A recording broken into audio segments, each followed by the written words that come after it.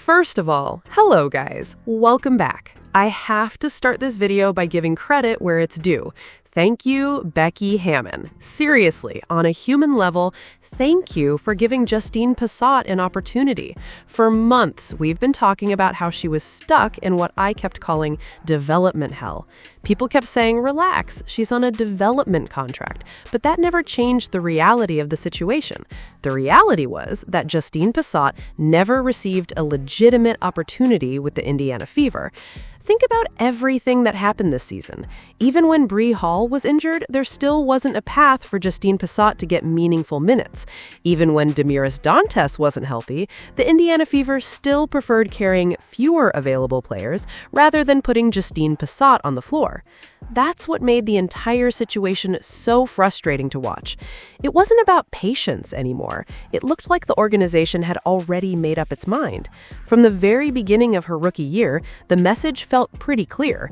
No matter what Justine Pissott did, it wasn't going to change their decision. She could score efficiently in the preseason, she could knock down difficult three-pointers, she could show improvement every single practice. None of it seemed to matter.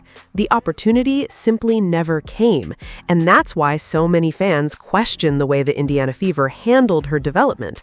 But now let's get into what happened, because this is where things become impossible to ignore. The moment Justine Pissott joined the Las Vegas Aces, everything changed. She stepped onto the court and immediately made history with an incredible debut. That's the part that should have every executive in the Indiana Fever front office asking some difficult questions. Stephanie White, Amber Cox, and everyone involved in those roster decisions have to look at this performance and wonder how they let this happen. We've been saying all year that Justine Pissott deserved a real chance. Instead, the team continued to stick with Demiris Dantes, while Pissott sat on the sidelines waiting for an opportunity that never arrived. Now she's wearing an Aces jersey, playing alongside one of the best organizations in the league, and she's immediately making an impact. That's gotta sting if you're an Indiana Fever fan. Just look at the numbers. Justine Pissott scored 19 points in only 10 minutes. She knocked down 5 three-pointers, shot 5 of 6 from beyond the arc, and finished 7 of 8 from the field. Those aren't just solid numbers, they're eye-opening. Those are the kind of performances that make people ask why she wasn't getting minutes before. This didn't happen by accident. Justine Pissott didn't suddenly become a great shooter overnight. Coaches and teammates watched her every single day in practice. They saw the 6'4" forward with tremendous length, a near 7-foot wingspan, and the ability to stretch the floor with consistent outside shooting. That talent didn't magically appear after leaving the Indiana Fever. It was always there.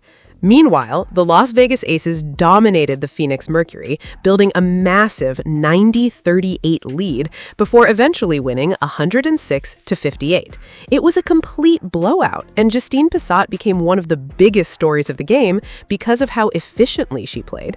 From the perspective of Indiana Fever fans, this is incredibly frustrating. They watched a talented young player sit on the bench for months only to see her immediately thrive somewhere else. Whether you agree with every roster decision or not, this performance is going to fuel even more debate about how the organization evaluates and develops young talent. I've been saying it all season. Put Justine Pissott in the game. Give her meaningful minutes. Let her develop through real competition. Instead, the Indiana Fever let her walk away, and now the Las Vegas Aces are the team benefiting from her potential. If this debut is any indication, this story is only getting started. Take a look at these highlights. But Jewel Lloyd, there was no bigger smile than when she saw that legs of some of the... Look, Justine, that's from 30. We let her go for nothing. Look at her, mid-range, cash. The girl is 6'4" and can shoot the lights out of the basketball. You look at this, contested 3, pick and pop that. Imagine her running that pick and pop with Caitlin Clark. Why would y'all let her go for nothing? This front office is a joke. This front office is a joke, man. I hope she gets to play against the Fever tomorrow. Look at this, off the dribble, pass it. Man, she had 19 in 10 minutes, and the Fever let her go for nothing. Swing. Look, she's not even standing next to the three-point line on these threes. These shots are deep. She's pulling up from deep. Look at this. Off the dribble, pull up, cash. Off the dribble, Justine Pissott, 19 points, 5 of 6 shooting from 3, 7 of 8 from the field, 19 points in 10 minutes. This front office is a joke. This front office is a joke. Look, the Phoenix Mercury just got blown out. The Indiana Fever look more of a joke than the Phoenix Mercury, even though they just got crushed. Y'all just let a 6'4" rookie sniper go for nothing. And y'all had her rights. Y'all had her on a cheap rookie contract. Y'all could have had her long term for cheap, and y'all let her go for nothing. Disgusting. Amber Cox, what the hell are you doing? What the hell are you doing, Amber Cox? What are you doing? This front office is trash, man. This front office is trash. I cannot believe it. I'm not surprised, but I cannot believe it. You could see it in the one preseason game she played. You could see her shooting ability. You could see her shooting ability in the one preseason game she played in, and y'all let her go for nothing, man. Yeah, like y'all wanted to keep Bree Hall because she went to South Carolina, because she played at South Carolina. Look at that. They're celebrating her in the locker room.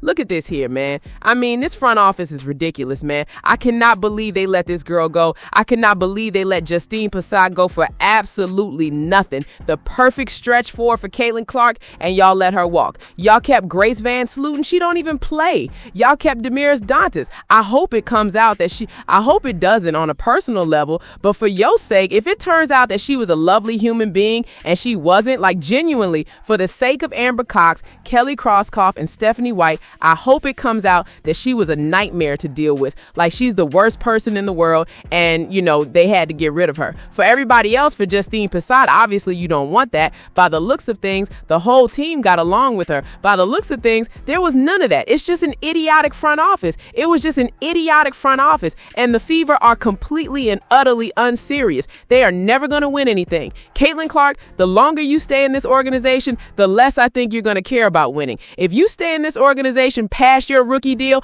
past the day they have control over you, I'm just going to throw in the towel and say Caitlin doesn't care about winning, because this is not Iowa. This is not college. Y'all kept Bree Hall. Congratulations to Justine Pissott. You deserve that. You earned that. Indiana Fever, y'all dropped the ball. Y'all are just pure jokes. This front office is sad. This is an atrocity for a front office. Y'all had a 6'4" shooter in the building on a cheap rookie deal, and y'all let her go for nothing. The Las Vegas Aces stole her. Ridiculous. Get down in the comments. Let me know what you think. Make sure you like, comment, subscribe, and share the channel. I mean, I just met her. What I will say is we watched a lot of tape on her. Obviously, you guys know I love shooters, and she can shoot that thing.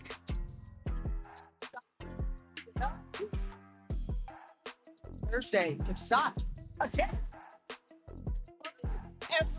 Every WNBA game, you're 5-5 from beyond the arc. You know, she made some nice basketball reads as well, not just the shooting. So we're really excited to have her with our group.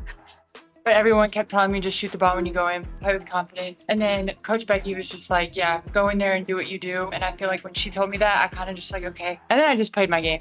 Let's see what that happens. Quite a debut for a rookie coming in 19 in 10 minutes. And so we kind of gave her a little bath in the locker room because this was a big deal. Cold one. A real cold one. This is a big deal, and we hope that she can continue to not just play like this, but just get comfortable in our system.